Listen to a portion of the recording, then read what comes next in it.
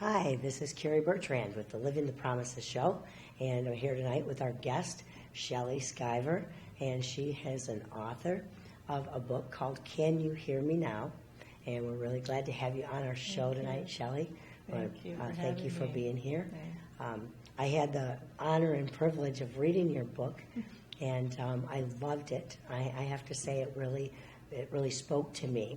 And as far as the book, I'd like to tell the story of how it came about that I even read your book, because a lot of people know me and know that I'm a very busy person. Yes. I don't have time to read a lot, especially to read a book all the way through, any book. I study the Bible. I spend most of my time in the Word and studying the Bible. I'm real skeptical about spending time reading a lot of other books with my time that I have.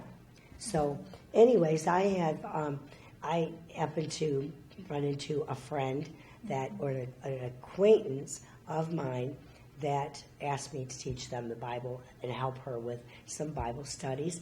And when as it turns out, she had asked me what I thought of your book. You had just written it. Shelly's book just came out. Again, that's Can You Hear Me Now? And so this friend of mine that was having me teach her, she brought up your book and asked me if I would review it and tell her what I thought. I normally do not recommend new people in the Word to read a lot of other books, stay in the Bible, because so many books will take you away from the Word. That's exactly right. And I'm real cautious of that. Yeah. And she was a new Christian. Yes, new Christian. So my advice to her was, no, don't read it until I've at least looked at it and make sure that it's not going to misguide you as a new baby in the Word. So long story short, she sends me the link to Amazon for your book, and I went into it with a kind of skepticism. Skepticism. Yeah, I say skepticism lightly. Right, yeah. Sure. Because I was just expecting not to get attached to that book. I haven't attached to a book, and I'm going to be honest, I haven't attached to a book in probably 20 years. That really grabbed me and kept me wanting to go back, other than the Bible. So, and Bible study books, if you will. Sure. So anyways, as it turned out, I was really happy to meet you, get to know you. Your book moved me. When I first started reading the first page, I was thinking, I'm going to call her up and send her a text and tell her, no, let's work on the Word first. And I didn't. As immediately when I started reading your book, I got through the second page and I found I was already hooked. It was just a review of your book, so by the time I got through that review, I had to finish reading it. So I'm really blessed to have you here. I would love to have you share about your book. There were several things that you spoke about. You spent a lot of time in the Word. The biggest key was you went back, you told your story, but then it was the Word, the Word, the Word. You kept bringing me back to the Word. Not many books will do that. And you're teaching, or you're actually using the Word to guide me and to teach me. So I'm going to turn it over to you for a minute and let you talk a little bit about what your book is about and what brought you to write the book, if you would like. Well, thanks. Thank you. So it passed the litmus test with you. Yes. It's biblically kind of meeting the mark of being biblically sound in terms of its... It gripped me to want to know more about the book of Haggai. Well, thanks. Yeah. I have not spent a lot of time there. I'm a studier of the Word, but quite honestly, I was like you, what the heck is Haggai? What it was in there. What you brought to me was that there was so much more in Haggai than I even realized. In all my studies, I spend a lot of time in New Testament.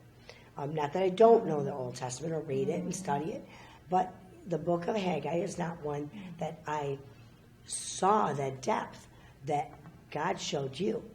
And we all have our own walk and our own agenda, our own mission for God.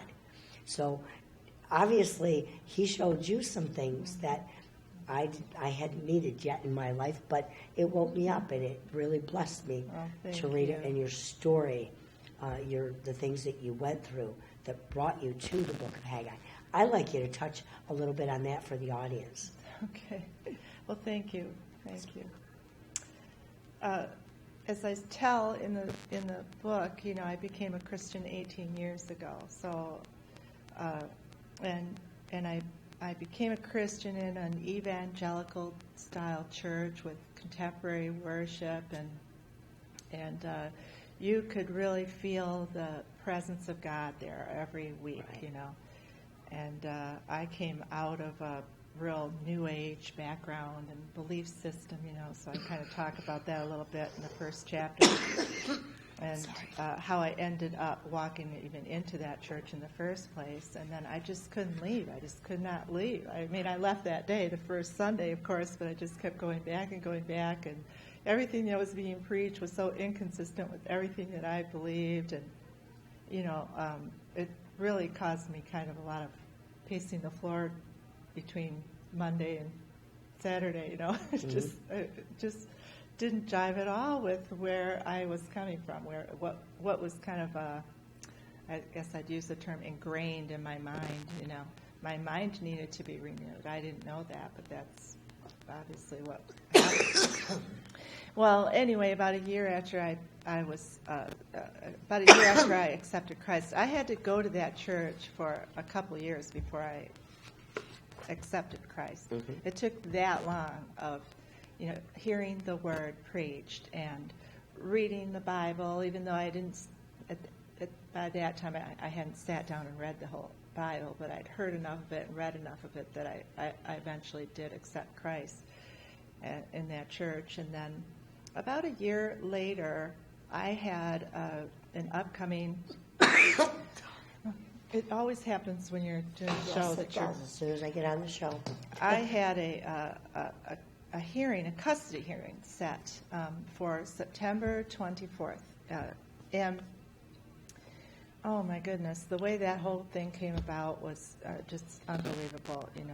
The date had originally been set for the 24th and 25th, and we didn't think we were ready, and this custody hearing was a really big deal in my life, in the life of my family, my extended family, my child.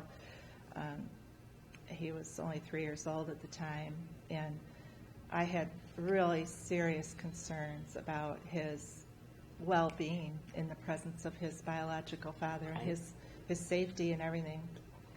So I was really worried about going in and to that custody hearing. Anyway, it was scheduled for the 24th and the 25th of September. My attorney filed to get it postponed.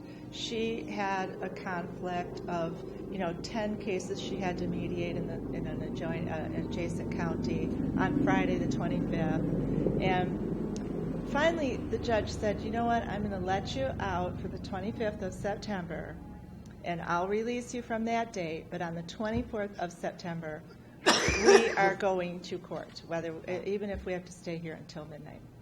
And so I went home, and I was so upset that we didn't get the postponement that we knew we needed in order to better prepare for custody. I was so worried about my son and his safety. I mean, I was really stricken with worry and stress over the whole thing, And I was just crying out to the Lord, why didn't you move that judge to go along with our date? Why? I just didn't understand. And I was crying out to the Lord, and I heard a voice speak right into my mind that said, read Haggai. This is clear as a bell. And I thought, what in the world is Haggai? I have no idea what that even is. I hadn't read enough of the Bible to know what that was. Right. I kind of suspected that's what it sounded like, I guess, a book of the Bible. So I had to open my Bible and look at the table of contents, and I found it there, of course, close to the end of the Old Testament. So I opened it up, and I started reading it, and in the second chapter it says, on the 24th day of the 9th month. I mean, I'm crying out to the Lord about a custody hearing set for September 24th. And so sorry. I hear that voice say, Right. read Haggai. I couldn't believe it when I opened it. It's talking about the 24th day of the 9th month. And right there in the text, just Right. astounded me. I called my attorney and everything because she's a believer, and I just couldn't believe it. So anyway, that kind of taught me a little bit about the sovereignty of God, the power of God, the ability of myself, little old me, to hear from God. Right. God The speaks ability to us. of God to speak to me and clearly into my mind and me hear it. I mean, all of these things were just really strengthened my faith. In Haggai, in the 2nd chapter, it says, from that day on, from the 24th day of the 9th month, from that day on, I will bless you.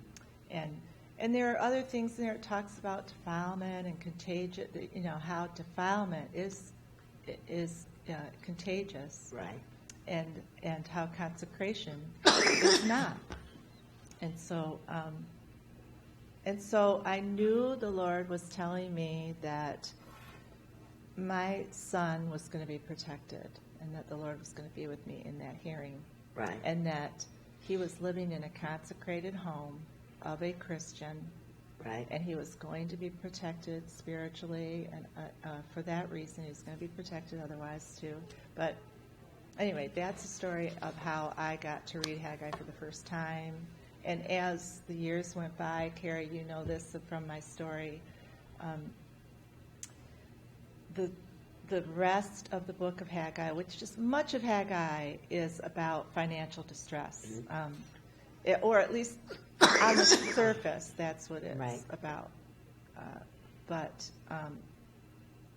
it's really about the underlying spiritual deprivation, issue that the ancient Israelites were experiencing, that they were, that caused the financial distress for them. And how that relates to us today. Oh, I kept having can- financial distress. I kept having just problem after problem after problem financially, and I kept reading it, and it just kept describing my every issue in life. every line Right. of Haggai. It just kept describing my life over and over, and I couldn't understand why that kept happening until 18 years had gone by, and I kind of complete the rest of that story by Right. showing the parallels between my life and the 18 years I had walked from becoming a Christian until the Lord showed me, and the 18 years that the Israelites had walked between coming out of Babylon and then until the time that Haggai spoke. They had also lived through an 18-year period. Right. And so much of that walk for them and for me was very, very similar, and it paralleled each other. And this, too, this revelation that the Lord brought to me really astounded me when he brought that to me, which was only Right, just this right. year, after Right. 18 years. So I kind of explain that in the book, but, the book is also about a lot of the walk of that 18-year period and how Right. difficult much The of it difficulty. was. Well, you got attacked and attacked and attacked and attacked over and over. I mean, it just went on and on. I thought, I was so compassionate for you. By the time I got through the first few pages of that, the attacks that you faced, I was like, how much more can this girl handle? I hope she understands, that this is where God allows us to go through things so that He can bring you where you are today. Yes, And that's true. you talk about the parallels of your life through that. God always promises us that His word is written, that is a living word. Mm-hmm. Everything that we're going through can line up with that word. Mm-hmm. You may not find yourself in Haggai next year. You may be in another book in the Bible. Mm-hmm. You're always somewhere in that Bible that you can find your exact situation, your emotions or situations. Right. And it's written that way because God didn't leave any answers out. That's right. And it's alive. The right. Word of God it's alive. is alive. It's living. I was astounded to discover that. It's alive. It's it alive today as it was the day it was written. And that's right. how it can map our life. It can be that parallel to any given situation that anyone is going through. That's right. And I love that you brought that right back in line with this is what the Lord was showing me and how you found yourself. In my book, I had said that I found myself, when I first found the word, I could relate to Job. Job. I was Job, and I'm Yes, telling you, that's I was pretty sad when you everything can relate to covered Job. from head to toe with the sores, lost everything. I mean, it was everything. I could line up with Job just like you do with Haggai. But later, when in my book I talk about where God had revealed to me, you're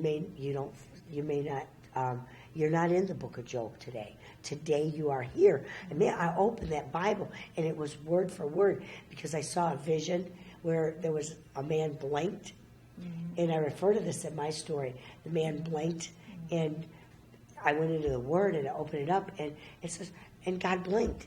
Isn't that something? It's just like you find yourself, and God took me straight to that scripture. Isn't that amazing? That showed me that it was really hit my heart. And what I love about that is that when something like that happens, when you open the Bible and you read something that's happening to you, that's so personal to you, and it jumps off the page to you, you know in that moment that God took you to that particular scripture because He wanted to say this to you. He wants to show you that He knows what you're going through. He knows that very personal, intricate place in your heart that you're thinking about and talking about right now that's on your mind.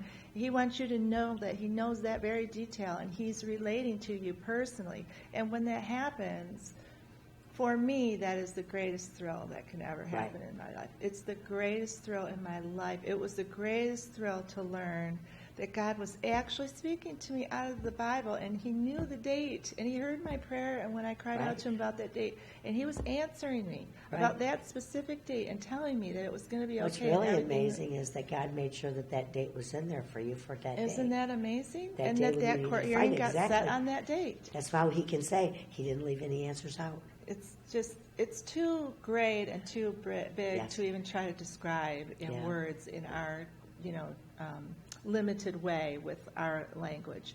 But when it happens that you have an encounter with God and you know that He's speaking to you, which often happens through His Word, it doesn't always happen that way, but He speaks to us through His Word. And when that happens, it's just the greatest thrill that could ever take place. And so I hear people say, that they think the Bible is boring, and I know a lot of people, don't read it because they're busy and they don't have time, and they just don't think they think it's an ancient text that isn't going to be relative to today's modern day living. But it is today. It's a not roadmap true. to life and living. It's the recipe. I get thrilled when I read the Bible. I know you do too. It's something we really have in common. We just love the Bible, and I was amazed to learn as a new Christian when I first started to read it how much I love the Old Testament. I thought, well, probably the New Testament would be more relative to today. Today. But I just love the Old Testament stories and just love it. So, love the Bible. Absolutely. Well, I love the way that it lines up and documents our life, and I think you did a great job at bringing into the Word, and lining it up with your life. Thank you. And I think your book was really great. It moved me to learn more about Haggai and restudy that myself.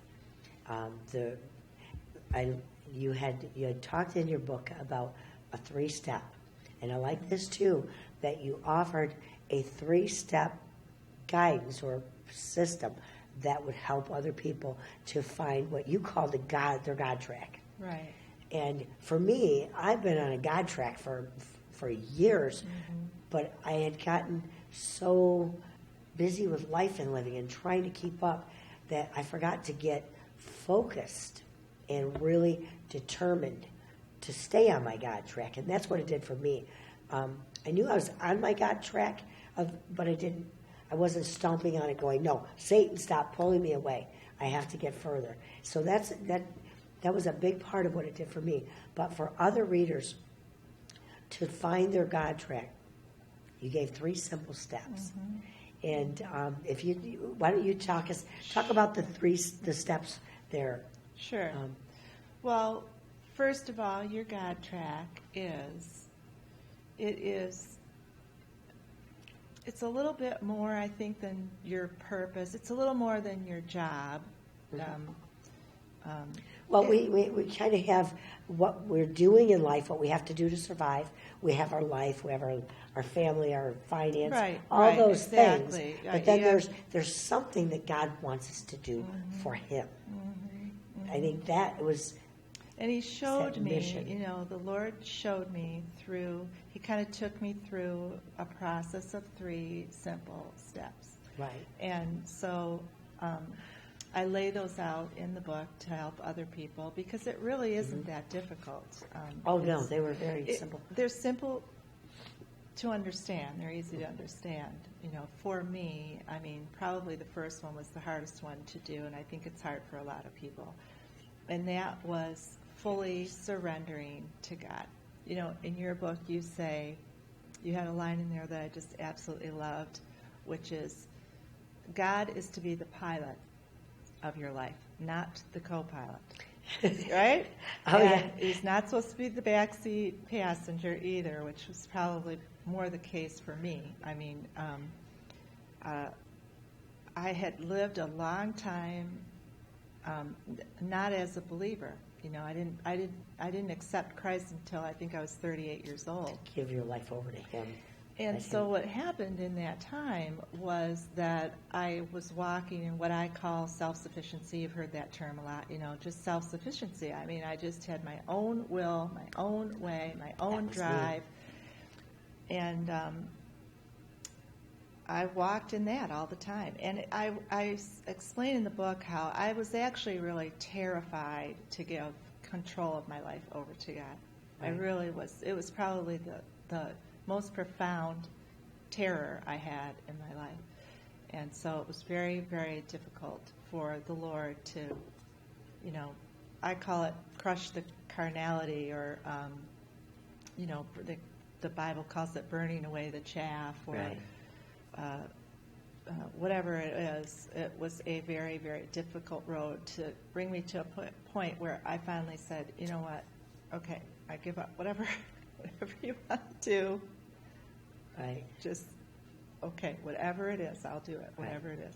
And that's a place that is easy to understand that we're supposed to get to. It's easy to understand that, it's talked about a lot in the Christian life. It's talked about in the Christian church. But it is absolutely something God requires. He expects. Look at the commandments, the 10 commandments. The first commandment is to love God more than anything else. Yeah. And to make Him number one. And so to make Him number one, you have to lay all your other priorities, all your other agendas down at the throne of God and give up whatever it is you had for your own agenda for your life. You have to give that up. You have to lay it down. That's kind of like, your title kind of says that. Can you hear me now? Yeah. As so when I first read that, I was thinking, from my perspective and who I am, God, can you hear me now? I've been asking and asking and asking. Yeah. I'm way out here doing this. So I would have thought that was me saying to God, can you hear me now? And when I saw that in your book, I had a total different perspective of that because of the personality I have. I'm like, okay, God, can you hear me now? Well, I was doing that. I was saying that during that 18-year That's part of directing period. our own life and calling on God to come in, be in the in the back seat or the co-pilot. Right. Come on, I'm driving. God, can you hear me now? Let's go. Yeah, what am I doing wrong? Right. I mean, why aren't you blessing me? And that's that, giving it over to God to let Him take over the front, and God saying, okay, I've let you sit there long enough.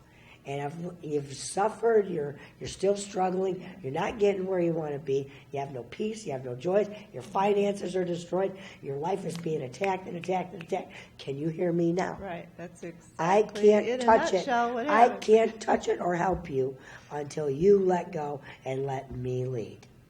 Exactly right. Until you turn yourself over to me, God cannot help us. We have free will. We're the pilot instead of the co-pilot. And I love that, it really brought me to that with your book, that you saw that, and I think your book would be great for others, whether they're strong in the Word or new babies in the Word. Thanks. The book is very touching, and I thought it was great. Thanks. I enjoyed it, and So, Thanks. I think the rest of it's pretty simple as far as the processes that, you spend a lot of the book is about the book of Haggai.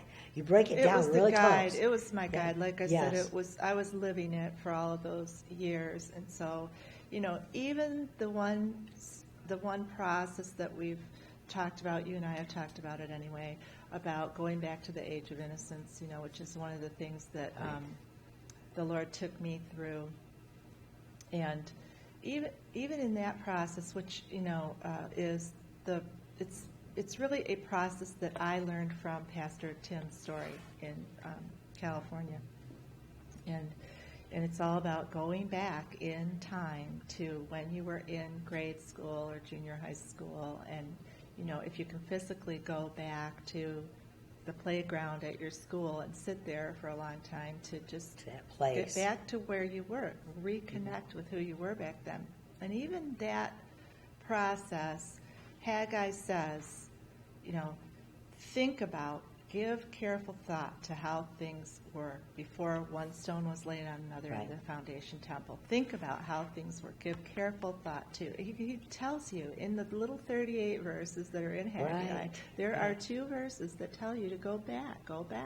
And so even that process that the Lord took me through was consistent with what I was living by in the Word with Haggai. Right.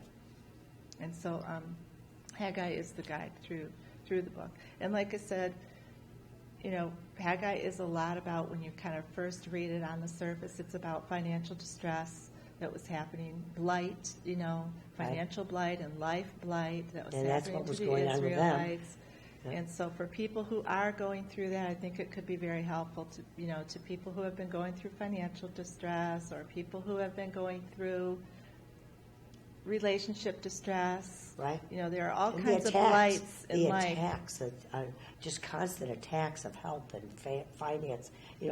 Life's get just attacked. That's right. People are really going through a lot on that. When I read that in your book, as I read that second step of going back, I immediately went back to a point in my childhood when I was sitting on a swing. Right. And I had probably an hour and a half talk with God, just with pouring my heart out to Him.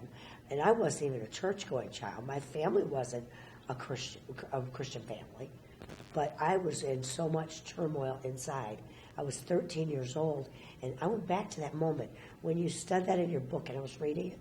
My mind immediately went, "Wow, where was I?" And what at that moment.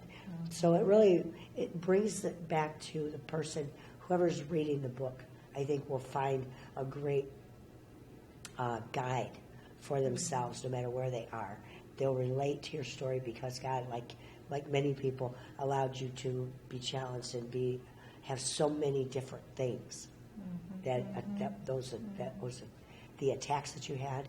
So anyone just about can relate. The fact that your family started getting attacked with cancers and diseases and finance and all that stuff. They were just attacks from the adversary. But they brought you to where you are today.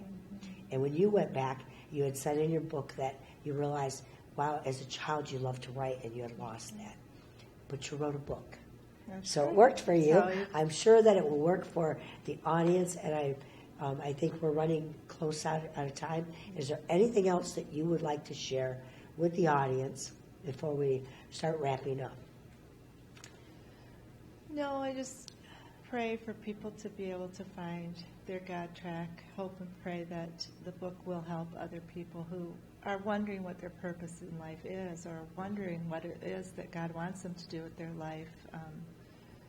No matter what age, you can get to that point at times, or even wanting to confirm that you're on the right track, on your God track. Great. Okay. Well, we're going to wrap up for this evening, and we thank you, Shelly, for being on our show. I'm sorry we're running out of time. Thank you for having me. And thanks for watching. You have a blessed evening, a blessed week, and we'll see you next time. Living the Promises.